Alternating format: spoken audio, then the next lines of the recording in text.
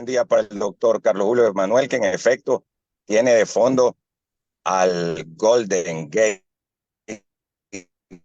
Bridge, esa linda imagen ahí en San Francisco. ¿Le gusta mucho San Francisco, Carlos Julio?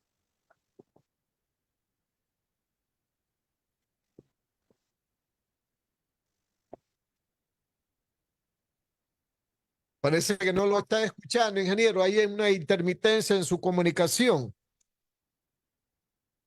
¿Qué le parece si, qué le parece si continúa usted? Está con el micrófono cerrado, Carlos Julio, me parece.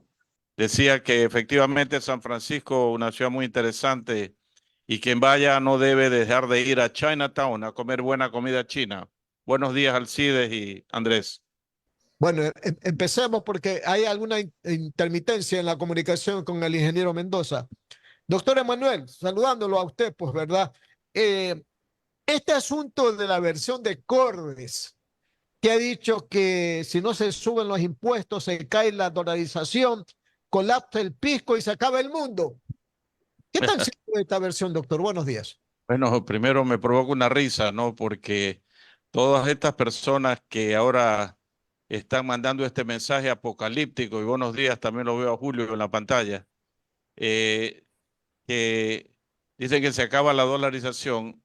Cuando usted analiza el comunicado de quienes firmamos la dolarización en 7 de enero del año 2000, ninguno de ellos aparece allí. No está el doctor Hurtado, no está el señor Pachano, no está el señor de la Torre, el señor Hidalgo, el señor Albornoz, Cordes no estuvo de acuerdo. Entonces nunca estuvieron de acuerdo con la dolarización.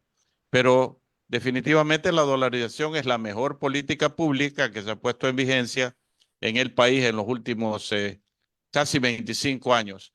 No, nada de lo que digan ellos respecto a la dolarización es cierto, porque no es que se va a caer la dolarización, pues si la dolarización es una decisión nuestra, es una decisión individual. Nadie quiere comenzar a ahorrar en una moneda que no sirve para nada, ¿no? La gente va a seguir usando el dólar. Digan lo que digan estas personas.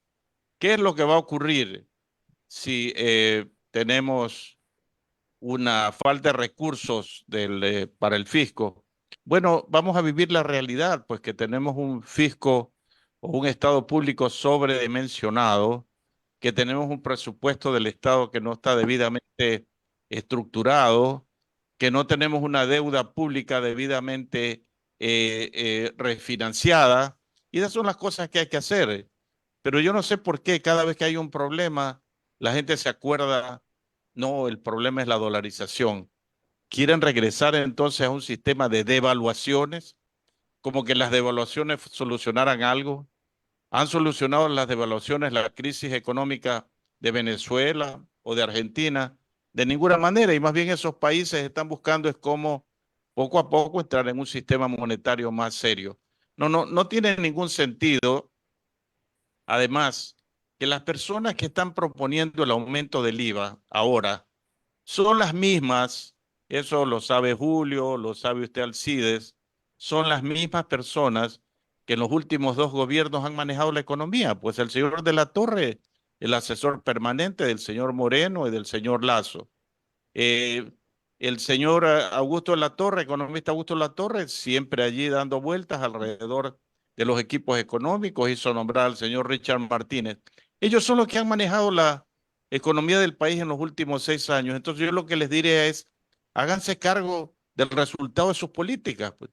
Si aquí no se han implantado sino políticas de aumento de los impuestos, dos reformas tributarias en el gobierno de Moreno que subieron los impuestos, una en el gobierno de Lazo que subieron los impuestos, recientemente otra a comienzos de este año que se le pone el nombre pues Ley de Eficiencia Económica, pero que en el fondo no resuelve los problemas y ahora quieren subir el IVA cuando cualquier persona sabe, cualquier persona que haya estudiado economía, Julio y Alcides sabe que cuando una economía está en decaída, en decrecimiento, lo menos que puede hacer es subir los impuestos. Lo menos que puede hacer es subir las tasas de interés. Es como que uno le pida a una persona que está operada de corazón abierto que haga una donación de sangre al mismo tiempo. No puedes hacerlo. Tienes que buscar medidas para propulsar el crecimiento económico, que lamentablemente está muy venido a menos en los últimos años. Si uno compara, y con esto termino, el año 2018 con el año 2023, el Producto Interno Bruto es exactamente el mismo. O sea, en 6 años no creció la economía ecuatoriana gracias a las políticas de estas personas que son una suerte de agoreros del desastre, que han manejado la economía y que ahora dicen que si no se hace lo que ellos dicen, la situación va a ser peor. Repito, que se hagan cargo de la situación actual. Doctor, pero ¿y entonces qué opina de este proyecto de ley de emergencia económica que envió el presidente, que entre otras cosas, pues pretende elevar el IVA al 15%, del 12 al 15%, y de ahí en adelante, después del 26, dejarlo en el 13%? Pero también hablan correístas y socialcristianos de aplicar impuestos, en otras palabras. Ese es un proyecto que debe ser derogado, archivado. ¿Cuál cree usted que tiene el fin que tiene que tener? El aumento del IVA debe ser negado totalmente, Alcides. Una economía, lo acabo de decir, que está en caída, en decrecimiento, en recesión, en estancamiento, como quiera llamarlo, no va a solucionar sus problemas subiendo los impuestos. Es como que usted quiera elevarse en el aire, agarrándose el cinturón y cogiéndolo hacia arriba. Pues no, pues eso no ocurre. Con más impuestos, lo único que va a ocurrir es que la situación económica va a empeorar. Y el IVA de todos los impuestos es un impuesto pernicioso porque afecta a los sectores menos favorecidos.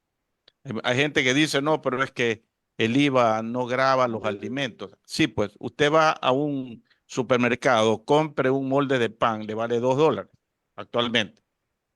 Entonces va a la caja y ve efectivamente no le facturan más que los $2. Pero sube usted el IVA del 12 al 15%, y entonces la misma persona que produce el molde de pan va a tener que pagar más por la luz, más por el transporte, más por algunos insumos, porque el IVA les grava a ellos. Entonces el molde de pan ya no va a costar $2, sino por decir $2.30. Y usted va a la caja y dice, no, pues no hay IVA. Sí, pero está pagando 30 centavos más sobre el costo inicial. Entonces es un efecto inflacionario que afecta el poder de compra de la gente que menos tiene. Doctor, Seguramente a nosotros, los que estamos hablando aquí, a lo mejor no nos afecta pagar 30 centavos más por un molde de pan, pero aquí en el Ecuador hay gente que vive con $1.70 diarios, pues. Otra gente, 5 millones, viven con $3 diarios. Entonces, a ellos sí les afecta. Y eso es lo que hay que precautelar. doctor, pero este proyecto, aparte del tema del IVA, también se compone de la propuesta socialcristiana y correísta, por ejemplo, una contribución de las sociedades del 3.25 a la renta para el tema este de variar el impuesto a la salida de divisas, una contribución de la banca. ¿Qué le parece? Bueno, mire, Alcides y Julio, aquí lo que pasa es que hay que sincerar las cosas. ¿Para qué se ha puesto en el tapete esta ley? Es para supuestamente para financiar este conflicto interno. La seguridad. Ya. Según el ministro de Finanzas, el costo de eso es $1.020 millones. O sea, el problema es $1.020 millones. Usted tiene que buscar financiamiento para $1.020 millones.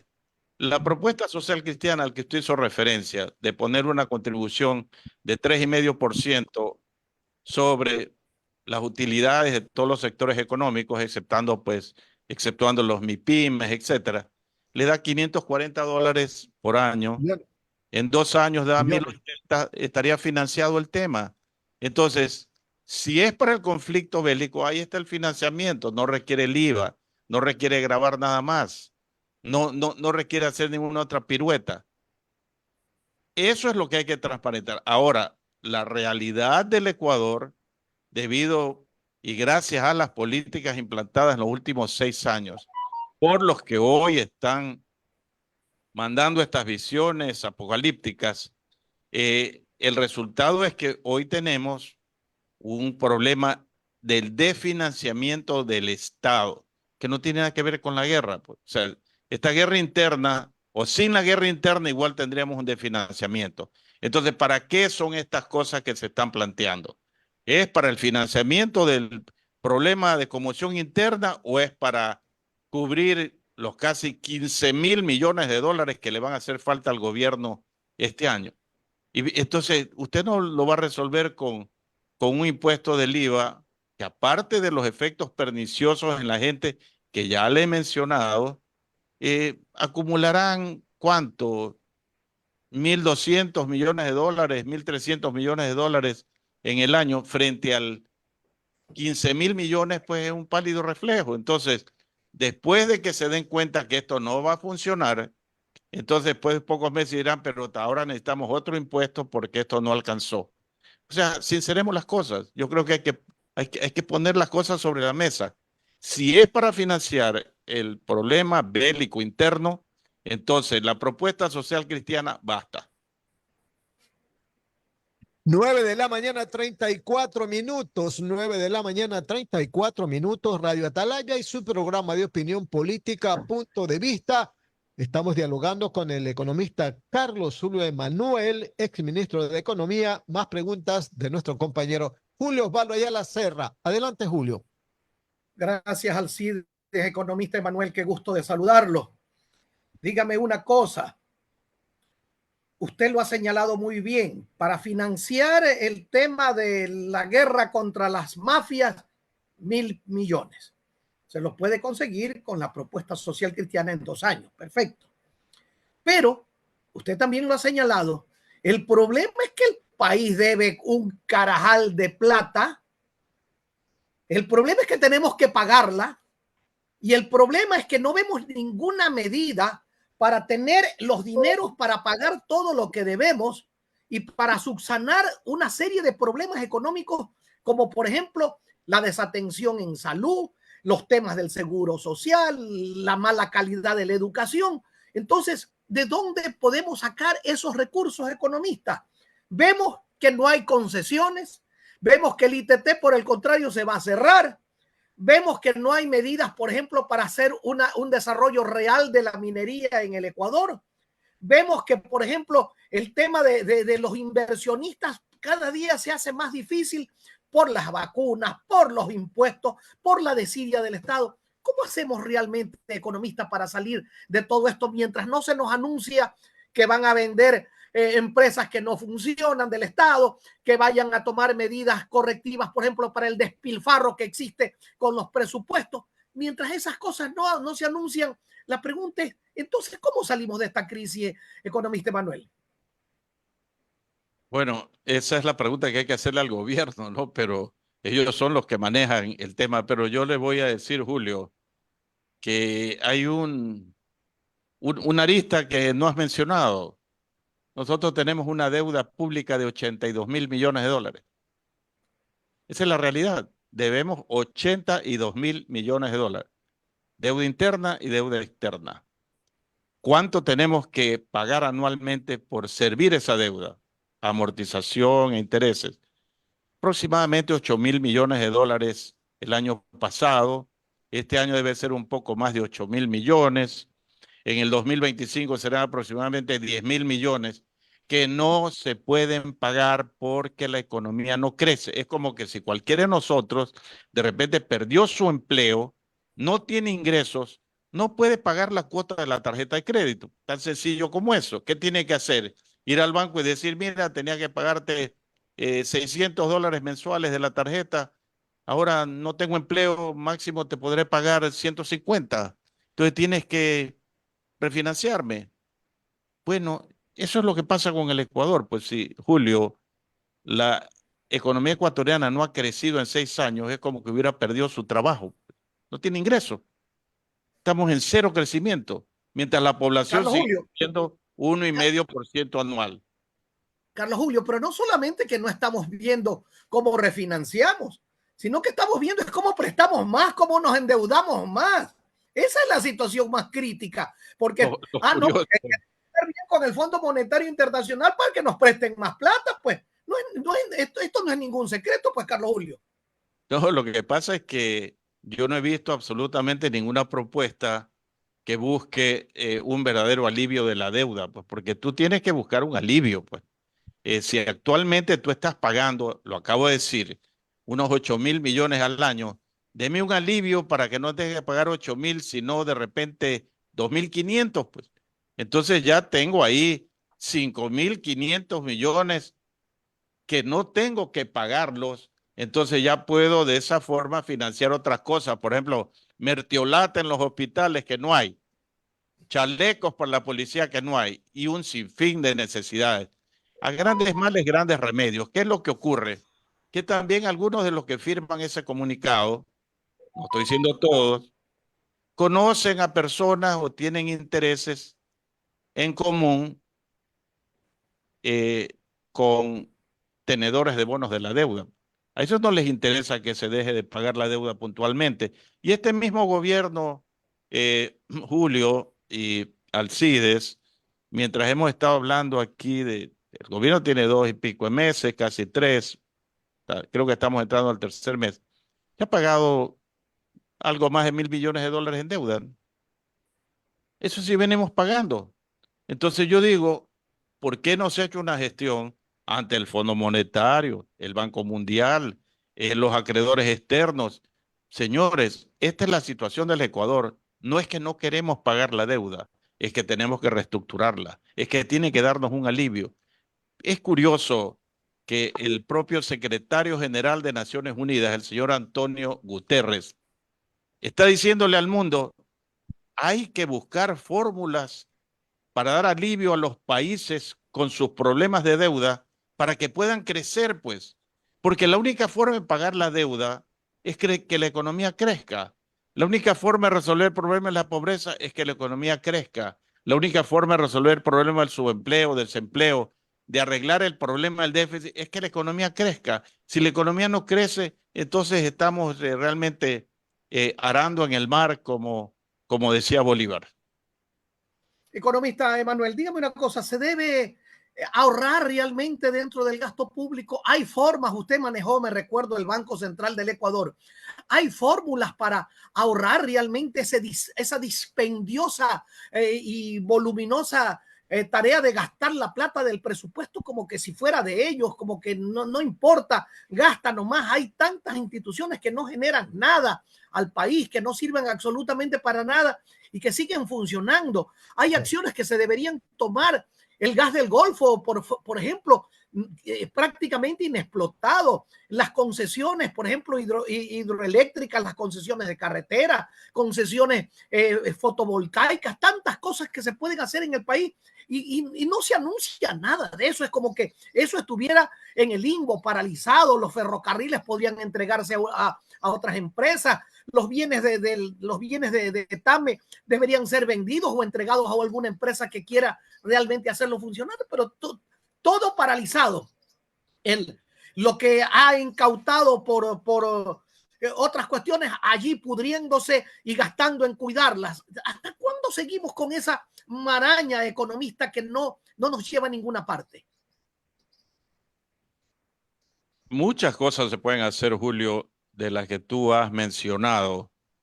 El despilfarro presupuestario se puede abordar aplicando la presupuestación base cero, que todos los ministerios cada año comiencen de cero a hacer sus presupuestos, que no simplemente digan ya lo del pasado, hay que repetirlo y tenemos que aumentar. Esa presupuestación inercial definitivamente tiene que terminarse. El problema de la corrupción no lo tratamos. Es un problema grave. Según instituciones internacionales, Ecuador pierde no menos de 5.000 millones de dólares anuales en la corrupción. Si perdemos 5.000 millones y ahorita estamos preocupados por aumentar el IVA para recaudar 1.300, ¿no sería más lógico implantar un esquema para que esos 5.000 millones no se evaporen y que en compras públicas estén realmente personas que sepan del tema y que sean gente honesta, que es la mayoría del pueblo ecuatoriano, pues porque esa es la realidad? Hay muchas cosas que no se hacen, Julio. Tú no mencionaste, por ejemplo, la renegociación de la telefonía celular. ¿Por qué no nos dicen en cuánto la van a renegociar? Yo he oído cifras de 2.500, 3.000, hasta cifras mucho mayores que eso, pero no lo conocemos. ¿Quiénes están detrás de esto? ¿Por qué no nos dicen, por ejemplo, que el OCP que se negoció hace 20 años y que se lo entregó graciosamente a una empresa, a un consorcio internacional, y que se vence ya, debe revertir al Estado ecuatoriano para que sea el Estado ecuatoriano, Petroecuador, los ingenieros que tenemos en Ecuador, que son gente capaz en ese campo, lo administren? No, ya veo que se está negociando con los mismos para hacer una renovación. ¿Por qué no se transparenta todo esto? O sea, definitivamente lo que tú dices es verdad. No nos cuentan toda la historia. Entonces de repente sale un grupo de economistas y dice, no, es que si no se sube el IVA no se resuelve nada. No, yo no acepto eso. Definitivamente esa es una visión muy pobre de cómo debe manejarse el Estado ecuatoriano. Don Andrés Mendoza y Paladines, continúe con el diálogo, por favor. Muchísimas gracias, Julito. Yo quería preguntarle, y antes de preguntarle a Carlos Julio, quería también dar el cordial saludo a la licenciada Romina Ceballos, que a partir de hoy estará incorporándose a Punto de Vista. También antes ha estado como invitada en varias ocasiones en los años anteriores, y ahora tendremos el gusto de tenerla 2 días a la semana dentro de los panelistas que tenemos en el programa Punto de Vista. Así es que para que no solamente Julio sea un club de Toby, de hombres feos, también tiene que venir chicas inteligentes, jóvenes como Romina, como Noemí, para que den sus excelentes ideas, Julito, ¿no le parece? Muy acertada decisión. Oiga, ya estamos cansados de ver estos rostros también cansados por los años. Así que mejor esa frescura juvenil y esa belleza de la mujer ecuatoriana conjuntamente con su inteligencia para que participen de Punto de Vista, mi querido Andrés. Muy bien.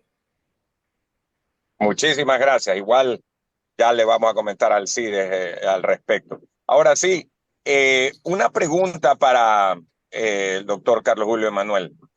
Su buen amigo y colega, economista, y también buen amigo mío y colega mío, pero radiodifusor, Clever Chica, firmó un comunicado que usted lo tiene que haber visto y que yo le dije que no estaba de acuerdo como presidente de AER, enviándole al gobierno nacional el apoyo para que suba el IVA al 13% y para que se suba por 3 años al 15%. Y yo le dije, pero en el mes de septiembre, en la segunda vuelta, tuvimos un conversatorio que se llamaba Ecuador Quo Vadis, y ahí estuvieron varios distinguidos, reconocidos analistas económicos como el doctor Carlos Julio Emanuel. Y una de las resoluciones y de las recomendaciones para cualquiera de los dos candidatos, en este caso era un hombre y una mujer, Daniel Noboa y Luisa González, era bajar el IVA. Esa era la recomendación de lo que yo recuerdo. A fines de septiembre, 28 de septiembre, me dijo nuestro común amigo que es que eso era antes, porque en una situación como la actual, en una guerra interna, se necesitan los fondos. Y yo estoy de acuerdo que se necesita. Todos tenemos que poner el hombro, y lo venimos diciendo desde hace mucho tiempo. Pero de ahí a utilizarlo para, pues, como dicen, cubrir el déficit, para cubrir los gastos, para conseguir más crédito, es estar en lo mismo de hace 40 años, la misma historia, un corsi ricorsi. ¿No le parece, Carlos Julio? A ver, Andrés, gracias. Y un comentario que iba a hacer es que tanto Julio como Cides y quien habla, no alcanzo a ver, en el caso tuyo, Andrés, estamos de azul, o sea que el azul No, está... también yo también, pero soy Entonces, barcelonista. Alcides Emelec está aquí presente, para que no se resientan, pero eso es un comentario aparte. A ver, Andrés, mira, eh, tú dices que siempre hemos tenido problemas de déficit. No, no es así. Si tú ves las cifras del año 2000 al 2006, o sea, 6 años después de la dolarización, mira la cifra, superávit fiscal. O sea, tuvimos más, esto es lo que preguntaba Julio, ¿se puede ahorrar? ¿Puede el Estado tener un superávit? Claro, lo tuvimos 6 años, de 2000 a 2006. Teníamos más plata de la que gastábamos. Entonces, con ese exceso o excedente, podíamos recomprar la deuda y bajarla. Y cuando comienza el gobierno del economista Correa, la deuda era 10.000 millones de dólares. Ahora es 80.000, 82.000 para ser más exacto. Segundo, aparte del superávit fiscal, tuvimos crecimiento económico todos los años de más o menos un 4,5, 5%. Entonces, sí se pueden hacer las cosas para que la economía crezca y para que la economía tenga un superávit fiscal. Pero es cuando la economía crece que produce el superávit fiscal. No es que es al revés. Entonces, lamentablemente, pues hemos abandonado ciertas normas de manejo público. Por ejemplo, yo era ministro en el año 2002, junio del 2002, logramos aprobar en el Congreso Nacional la ley de responsabilidad y control fiscal que evitaba justamente un incremento del gasto que no vaya en consonancia con el Ahí es que se crecimiento. aprobó el FEIREP o el FEICE, ¿no? Ahí se aprobó el FEIREP y se comenzaron a acumular fondos, es lo que decía Julio, ahorros que podían servir para la economía para momentos en que se lo requiera, o sea, fondos de contingencia. Sí, hay que volver a un poco más de racionalidad en el manejo fiscal, porque la dolarización es una suerte de camisa de fuerza para la economía en lo monetario, pero no es una camisa de fuerza en lo fiscal, sino viene acompañado también de una ley de responsabilidad fiscal que se derogó pues en el 2008, me parece. Entonces sí hemos tenido épocas en que las cosas se han manejado bien, donde no era necesario pensar en aumentar los impuestos. Y termino con esto, poco lo que decía Alcides y lo que decía también Julio.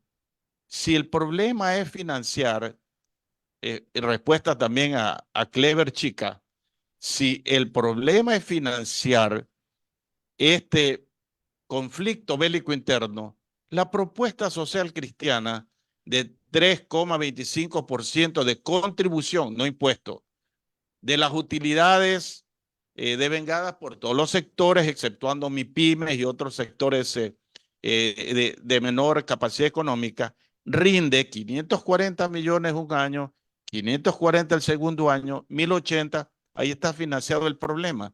¿Dónde está la necesidad del IVA para financiar el problema de la guerra? No, no existe. Lo que pasa, ya lo dije, es que muy aparte del problema bélico, Ecuador tiene un déficit que arrastra de los finales del último gobierno de casi 5.000 millones de dólares y una necesidad de financiamiento este año 2024 de 10.000 millones de dólares. Sume 10 más 5 son 15.000. No tiene nada que ver con el conflicto bélico. Es problema de cómo se ha manejado de manera inadecuada, pésima, podría decir, la economía del Ecuador. Ya, una cosa, Carlos Julio, el doctor, no el doctor, perdón, el economista Alberto Dajic dijo que durante el gobierno del expresidente León Férez Cordero, del cual él fue ministro de Finanzas, no fue el primero de los ministros de Finanzas, pero fue ministro de Finanzas. Antes había sido el economista Francisco Suet, que en paz descanse. Usted fue gerente del Banco Central. Se aumentó del 6 al 10%, el aumento más grande que se ha hecho, dicen, del... Ya. ¿Están de acuerdo en la aprobación de nuevos impuestos? Ya, a ver, Andrés. Mira, en ese gobierno también se reestructuró la deuda que antes se la financiaba año tras año se la reestructuró a 12 años plazo. En ese gobierno también se comenzó a poner el tipo de cambio en niveles más realistas y en ese gobierno hubo crecimiento económico, que es lo que no hay ahora. Entonces no puedes decir que es lo mismo subir impuestos cuando la economía está en claro despegue, cuando está en crecimiento, que cuando está en decrecimiento. Si ustedes ven las noticias, por ejemplo, el día de hoy, el presidente de la Reserva Federal de los Estados Unidos dijo que estaban pensando en ya no seguir subiendo la tasa de interés en Estados Unidos, porque ya el problema inflacionario de Estados Unidos ya no existe. Tampoco pues están pensando en medidas que tiendan a combatir la inflación, porque nuevamente las medidas que se han tomado anteriormente han tenido eficacia. Entonces, todo depende del momento. Ecuador, desde hace 6 años, tiene una economía que no crece. En ningún texto de economía, eso sí, hay que preguntarle al economista Dajic, ¿en cuál texto de economía dice que cuando una economía está en recesión, estancamiento, decrecimiento, o como quiera llamarse, hay que sugerir un aumento de los impuestos? No existe, porque serían medidas procíclicas, o sea, ahondarían el ciclo, complicarían el ciclo económico. Justamente lo que hay que hacer en momentos como los que vive el Ecuador es tomar medidas anticíclicas. ¿Qué es lo recomendable? Bajar el IVA, pues, reducir el IVA para que la gente consuma más, porque sin el consumo la economía no va a crecer. El consumo es el motor de desarrollo de una economía. Y termino con esto. En el gobierno del señor Guillermo Lasso, el IVA se bajó del 12 al 8% para el sector turístico y para feriados. Y ustedes pregúntense por qué hicieron eso. ¿Por qué es una buena medida o es una mala medida? ¿Cuál era el propósito? Bueno, era una buena medida con el propósito de reactivar el sector del turismo, porque el momento que se bajan los impuestos, el IVA para el sector turístico, la gente va pues a aprovechar más, ir en feriados a los hoteles, a los restaurantes y consumir más.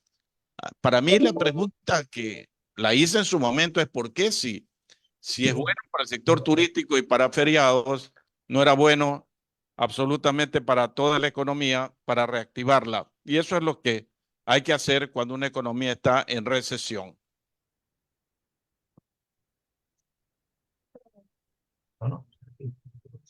Las 9 de la mañana, 57 minutos, 9 de la mañana, 57 minutos. Seguimos en esta entrevista con el doctor Carlos Julio Emanuel. Yo le quiero preguntar, Carlos Julio, del tema del subsidio a los combustibles. Se ha dicho que el global representa más o menos 2.300 millones. Hoy escuchaba a la ministra Andrea Robo de Energía, hablar de que el gobierno esta semana va a anunciar este plan de focalización de los subsidios, ¿verdad?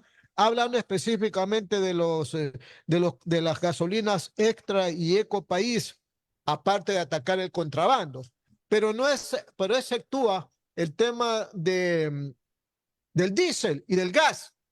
Entonces, yo le quiero preguntar, ¿funciona de esa manera una focalización de subsidios así, separando las unas gasolinas de la otra, o hay que dejar de subsidiar todo lo que tiene que ver con el tema de los combustibles? No, yo pienso que hay ciertos combustibles que socialmente son muy explosivos, ¿no? El del gas, por ejemplo. Definitivamente ese tema hay que manejarlo con pinzas porque eh, es de consumo en buena parte, no la gran parte, en buena parte de los sectores menos favorecidos en la población ecuatoriana.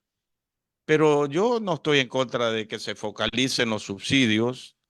Eh, la pregunta es cómo lo van a hacer, ¿no? Se viene hablando hace tiempo. Usted recuerde, Alcides, en el año 2009, 2019, hubo un levantamiento indígena en Quito, hubo desmanes de todo tipo por el anuncio de que se iba a focalizar el subsidio, incluyendo el del gas.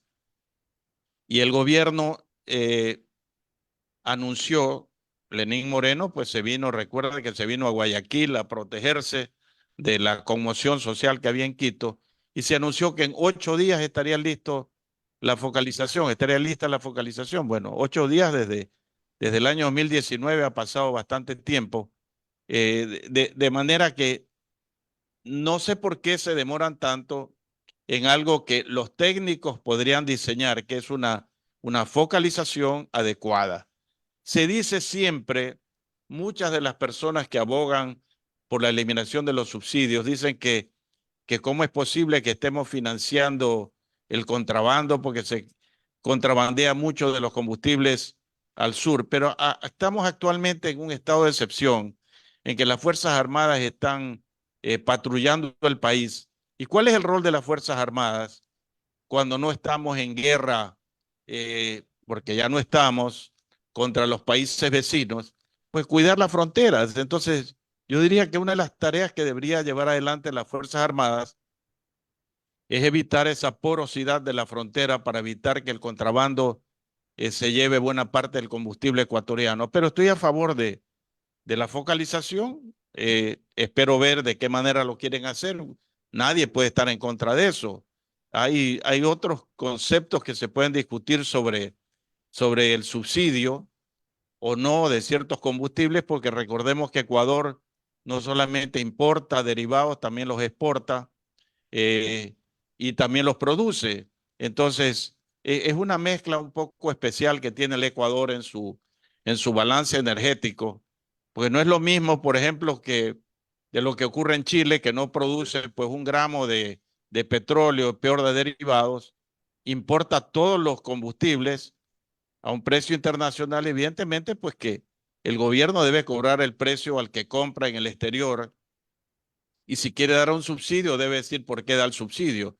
En el caso ecuatoriano tenemos combustibles que importamos, derivados que exportamos, derivados que producimos. Esa fórmula es la que yo creo que hay que estudiar muy a fondo para sacar una focalización muy inteligente. 10 de la mañana con 10 de la mañana. 10 de la mañana. Ya, 10 y 1 ya. 10 y 1 ya. Sí. Don Alcides. Siga. Sí, vamos entonces con las preguntas del licenciado Julio Ayala Serra. Sí, muchas gracias. Economista Manuel, hemos llegado a conclusiones válidas prácticamente en este diálogo. Usted dice pues que en lugar de subir el IVA hay que bajarlo. Muy bien. En lugar de eso, utilizar más o menos la propuesta que hace el Partido Social Cristiano de poner una contribución a las utilidades del 3,5%. Muy bien. Pero esas son las medidas, como quien dice, para el momento. Pero para salvar al país de la situación en la que vive, usted ha señalado con cifras 82,000 millones de dólares de deuda pública, interna y externa. ¿Cómo hacemos para salir de eso? Cuando tuvimos la guerra de la independencia, nos demoramos para pagar mucho menos, nos demoramos como 200 años, creo yo. Tendremos que seguirle dando a los ecuatorianos que antes decían que venían con un pan debajo del brazo. Tenemos que seguirles dando la oportunidad de que ahora vengan con un cheque de deuda terrible bajo el brazo cuando nacen.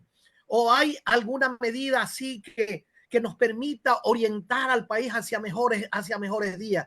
Por ejemplo, hoy está en boga el sector camaronero. Dicen que el sector camaronero está muy bien. Y una de las cosas que ha venido pidiendo el sector camaronero hace muchos años, no sé si ahora ya no lo quieran hacer, es que se le vendan los terrenos, por ejemplo, donde están las camaroneras. ¿Hasta qué punto ese podría ser un buen mecanismo? ¿Hasta qué punto exigirle, por ejemplo, a las empresas mineras que pongan las refinadoras aquí en el Ecuador para que no sigan sacando la tierra con el mineral y uno no sabe cuánto se están llevando de oro, cuánto se están llevando de cobre, cuánto se están llevando de plata? Por ahí algún día me salió uno y me dijo, pero nosotros si controlamos a los controladores, es que hay que controlarlos porque seguramente se están haciendo ricos, porque nadie sabe qué es lo que está pasando con eso. Entonces, la pregunta es, ¿qué medidas usted como un hombre que estudia permanentemente la economía ecuatoriana debemos poseer o tener o aplicar para que el Ecuador no solamente resuelva el problema de ahora de los 1.000 billones que hay que darles para ayudar a combatir la delincuencia organizada, sino cómo salimos del gran problema que tenemos de una deuda de 82.000 millones? ¿Cómo producimos más, economista? Bueno, algunas medidas que has mencionado, Julio, me parecen adecuadas. Estoy de acuerdo que, por ejemplo, se establezcan en el Ecuador refinerías de metales preciosos para saber exactamente qué es lo que estamos exportando. Conozco el tema, alguna vez tuve alguna participación y definitivamente, pues cuando se exporta el concentrado, que básicamente es un lodo, ahí va de todo, y la única forma que el minero sabe qué es lo que hay ahí es cuando recibe, después de un tiempo, una hoja donde le dicen esto es lo que había allí, ¿no? Pero sería mejor tener aquí las refinerías. El problema de la deuda que tú mencionas, Julio, no es nuevo. Efectivamente, como tú dices, nos viene desde la independencia. Sí, nos cargaron con una deuda muy grande al momento de que se disolvió la Gran Colombia. A Ecuador le tocó la peor parte, Venezuela y Colombia sacaron un mejor resultado. Y desde entonces hemos tenido problemas y los problemas se han acumulado y la deuda se ha manejado mal y ha habido corrupción a través de los años. En el siglo XIX lo hubo. Llegó el momento que Eloy Alfaro llegó al poder al inicio del siglo, 1895, para ser más exacto, la revolución alfarista. Y una de las primeras decisiones que tomó Alfaro fue suspender el pago de la deuda.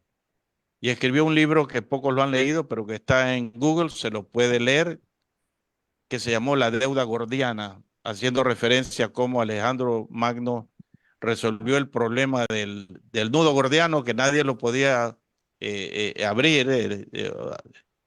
Él cogió su espada y de un solo tajo cortó el nudo.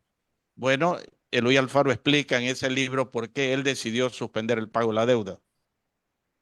Años después, en 1987, cuando hubo el terremoto en marzo de ese año, que se llevó un tramo de 42 kilómetros del oleoducto, del SOTE, en esa época, Febres Cordero, presidente, le preguntó a su equipo económico, yo lo presidía en ese momento, dijo, ¿qué hacemos? No tenemos cómo exportar petróleo, fuente fundamental del ingreso fiscal. Entonces yo le dije, suspende el pago de la deuda. Me dijo, yo soy de derecha, ¿cómo voy a hacer eso? Bueno, de derecha o no, para pagar la deuda tiene que subir los impuestos. ¿Usted quiere subir impuestos a la gente? Eso no. Y se suspendió el pago de la deuda, Julio. A grandes males, grandes remedios. No estoy diciendo que no hay que pagar la deuda, lo dije hace un momento, pero ya era tiempo, desde hace meses, de que tenemos que buscar una reestructuración de la deuda. Alcides Montilla, que me está escuchando ahí con sus audífonos, a él yo le entregué un libro que publiqué en el año 2020. Sí, sí, lo tengo. Lo tiene, pues lo tiene para consultarlo en algún momento. Consulta, Todavía no permanentemente lo ha leído. consulto, ahí busco los temas y busco también las cifras, oiga, que a mí me encantan las cifras, ¿no? Ahí está mi propuesta de cómo enfrentar ese tema de los 82 mil millones de dólares. Estamos hablando hace 4 años, Julio, que yo no solo lo estudié, sino que lo puse en papel, en un libro. Con la ayuda de Fundación Ecuador, se hicieron presentaciones en varias ciudades del país. Hay una parte de la deuda que es una deuda con China. Deuda con China comenzó en 20 mil millones, ahora le debemos como 5 mil. ¿Y para qué sirvió la deuda con China? Básicamente para hacer proyectos de mala calidad y con sobreprecio y con garantía de petróleo. Mira, es una cosa increíble. Los chinos reciben el petróleo, ellos lo venden al precio que se establezca en el mercado según ellos y le dan el vuelto al Ecuador después de cobrarse la deuda. Así ha funcionado ese sistema. Entonces ya es el momento Esto lo propuse en el gobierno de Guillermo Lazo. Y es el momento de que de gobierno a gobierno se hable con China y le diga, mire, ya Ecuador pagó demasiado, ahora debe obtener una condonación de esta deuda. No pagarla, condonarla. Ya pagamos con creces. Hemos repagado esa deuda con China. Que ha servido para Coca-Cola Sinclair, que tiene 10.000 fisuras y otras hidroeléctricas y otros proyectos como, yo qué sé, pues la refinería del Aromo, la refinería de Esmeraldas. O sea, hay razones para plantear la condonación de la deuda. Y no se trata de pasarse de vivo, al revés. Es ser suficientemente listo e inteligente para pagar lo que hay que pagar. Y respecto de la banca acreedora, lo propio. Eh, no es que Ecuador quiere ir a un default. Recordemos que fue el presidente actual quien al comienzo de su mandato estuvo en Washington y dijo, si no me prestan dinero, Ecuador va a un default y no me podrán reelegir. No son mis palabras, fueron las de él.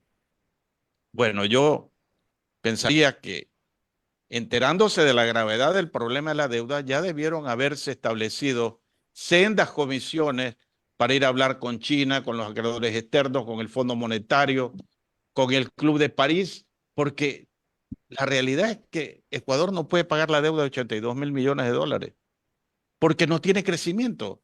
Y si no hay crecimiento, ¿de dónde va a salir la plata para poder hacer esa amortización, capital e intereses de la deuda? ¿De dónde vamos a sacar plata este año para pagar esos 8.000 millones? Alguien tiene que prestárnosla para volver a pagar. Esa es parte de la necesidad de 10.000 millones de financiamiento este año. Parte es para eso. O sea, prestar para volver a pagar. Y la deuda va a subir porque cuando uno presta, paga intereses. Y si está prestando para pagar deuda anterior, va a subir la deuda con la nueva deuda más los intereses. Entonces, el próximo año no serán 82.000, pues serán 86.000 u 88.000. Esa es la realidad. Entonces, tiene que hacerse algo de fondo en este campo, como lo está haciendo, por ejemplo, el presidente Milei en Argentina, que le dijo al fondo, yo no le puedo pagar. Y es que no le puedo refinanciar, bueno, pero no le puedo pagar. Entonces, lo que tuvo que hacer Argentina es darle un crédito por el mismo valor que le debía, que es una forma soterrada de refinanciar la deuda.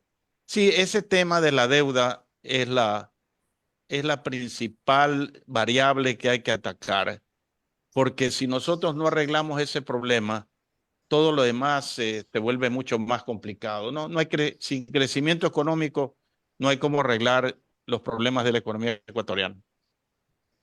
Sí, las 10 de la mañana con 12 minutos. Estamos aquí en Punto de Vista con el licenciado Alcides Montilla, el licenciado Julio Ayala Serra, con doña Romina Cedaños. Le decimos doña, pero ella es una chica joven, no es que no se la imaginen, pues. A veces uno dice doña a las mujeres de edad, no, también se lo dice de manera coloquial y respetuosa. Carlos Julio, para culminar, una inquietud en lo que tiene que ver al famoso impasse entre Ecuador con Rusia y que está trayendo represalias en la parte comercial con el banano y con la exportación de las flores. Eh, ¿Qué se puede hacer en este momento? ¿Cuál debería ser la reacción del gobierno nacional luego de que obviamente han causado un resentimiento y han causado una molestia al gobierno del señor Putin al haberle dado el armamento ruso a Estados Unidos como si fuera chatarra? Bueno, se trata básicamente, Andrés, de helicópteros rusos que compramos en su momento, que están funcionando. He visto videos recientes de presos que han sido trasladados de la cárcel de Cuenca, el Turi, a Guayaquil, en esos helicópteros, de manera que chatarra no son, pues chatarras voladoras son difíciles de encontrar. La necesidad de hacer eso desde el punto de vista ecuatoriano, para mí es muy difícil de aceptar, porque aquí lo que ha ocurrido es que con este convenio con Estados Unidos que está apoyando definitivamente pues a Ucrania en la guerra contra Rusia, le conviene a Ucrania recibir helicópteros rusos porque los conocen, porque antes eran pues un solo país, y la reacción del gobierno ruso es, obviamente, era de esperarse, pues que ellos le venden a Ecuador un armamento, en este caso helicópteros, que ahora Ecuador los está devolviendo a través de Estados Unidos a Ucrania para que ayude en la guerra contra Rusia. ¿Quién puede esperar una actitud amistosa de parte de Rusia que se refleja pues en la prohibición de las exportaciones de banano y de flores? O sea, ¿cómo arreglar eso? Es un tema diplomático. Yo no sé cómo pueden deshacer lo que han hecho. Si los helicópteros ya se fueron a Estados Unidos para que vayan rumbo a Ucrania, ¿cómo se deshace ese entuerto? Es bien difícil. No creo que vuelvan los helicópteros. ¿Y cómo saldar la ofensa que parece de lo que estamos conversando? No solo es ofensa, sino que es un tema ya dentro que ingresa a una situación bélica entre los rusos y ucranianos. Pues, ¿no? Entonces, eso que lleva ya, esto va para 2 años, pues, ahora en febrero. Entonces, realmente es un asunto de geopolítica internacional que no lo ha leído bien la canciller, que no tiene experiencia, y obviamente el presidente, que también pues es joven, seguramente no estuvo asesorado adecuadamente y no midieron las consecuencias que esto podía haber tenido, y que de lo que se ve son inminentes, Carlos Julio, ¿no? He escuchado las declaraciones del ex embajador de Ecuador en Rusia, me parece apellido Chávez, que lo dice claramente cuál es el problema. Sorprende que en la Cancillería, donde hay personal experimentado, he conocido a muchos a través del tiempo, no hayan alertado al gobierno de lo peligroso que era este asunto y de las consecuencias que se podían dar. Porque lo que está haciendo Rusia es actuar conforme ha sido tratado, ¿no? Considera que ha sido inamistoso el tratamiento del Ecuador. Entonces ellos utilizan la política comercial, en este caso exportaciones ecuatorianas a Rusia, como una forma de expresar su malestar. Vamos a ver cómo se resuelve. Ojalá se logre resolver porque ocurre que Rusia es el principal mercado del banano ecuatoriano actualmente. Entonces va a haber un superávit de producción bananera que no va a poder ser colocada en otro lado, y si se la coloca será un precio inferior por el exceso de oferta, y lo mismo pasará con las flores. Eh, no es que la gente puede decir, bueno, felizmente yo no exporto a Rusia. No, pues no exporta flores, por ejemplo. Pero ocurre que va a haber una abundancia de flores que ya no las compra Rusia, que van a ser colocadas en otros mercados, y los precios van a bajar. Perjuicio para el Ecuador, por donde quiera que lo mires. Claro, así es. Gracias, mi estimado doctor Carlos Julio Emanuel. Gracias, Julio, Andrés, Alcides. Vaya bien, doctor Emanuel. Un muy buen día. Que tengan muy buen día. Gracias, gracias. Nos vamos a ir a la pausa comercial.